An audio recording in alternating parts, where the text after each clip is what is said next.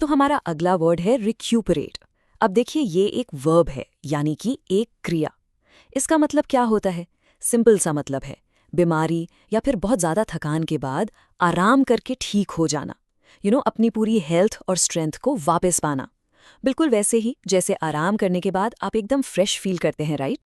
Recuperate का जो सबसे कॉमन यूज है ना, वो मेडिकल रिकवरी के कॉन्टेक्स्ट में होता है। चलिए एक एग्जांपल देखते हैं। स्क्रीन पे देखिए। After the surgery she will need at least a month to recuperate. Simple है। इसका मतलब है कि सर्जरी के बाद उन्हें पूरी तरह ठीक होने में कम से कम 1 महीना तो लगेगा ही। लेकिन वेट, रिक्यूपरेट सिर्फ बीमारी के लिए ही नहीं है। सोच के देखिए, फिजिकल थकान से रिकवर करने के लिए भी तो हम इसका यूज कर सकते हैं ना, है ना? खासकर स्पोर्ट्स में ये बहुत कॉमन है। जैसे इस एग्जाम्पल को देखिए। The team took a short break to recuperate before the final match. यहाँ पे इसका मतलब बिल्कुल साफ है। टीम ने फाइनल मैच से पहले एक छोटा सा ब्रेक लिया ताकि उनकी सारी एनर्जी वापस आ जाए। ऑलराइट, तो हमने हेल्थ और स्पोर्ट्स की तो बात कर ली, पर क्या ये वर्ड कहीं और भी यूज हो सकता है? बिल्कुल, बिजनेस और फाइनेंस में भी।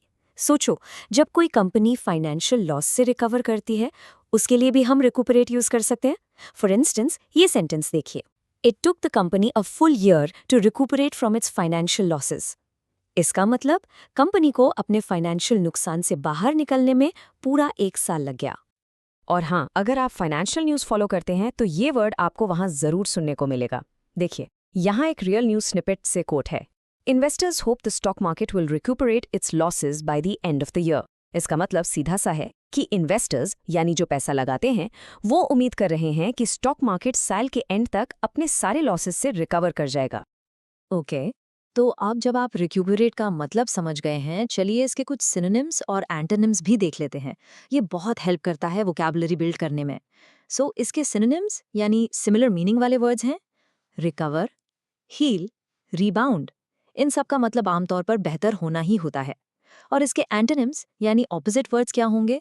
वेल, वो हैं वर्सन, डिक्लाइन, वीकन, जिनका मतलब है हालत का और बिगड़ना या कमजोर हो जाना। बस आज के लिए इतना ही। मिलते हैं नेक्स्ट वीडियो में। Happy learning. Bye bye.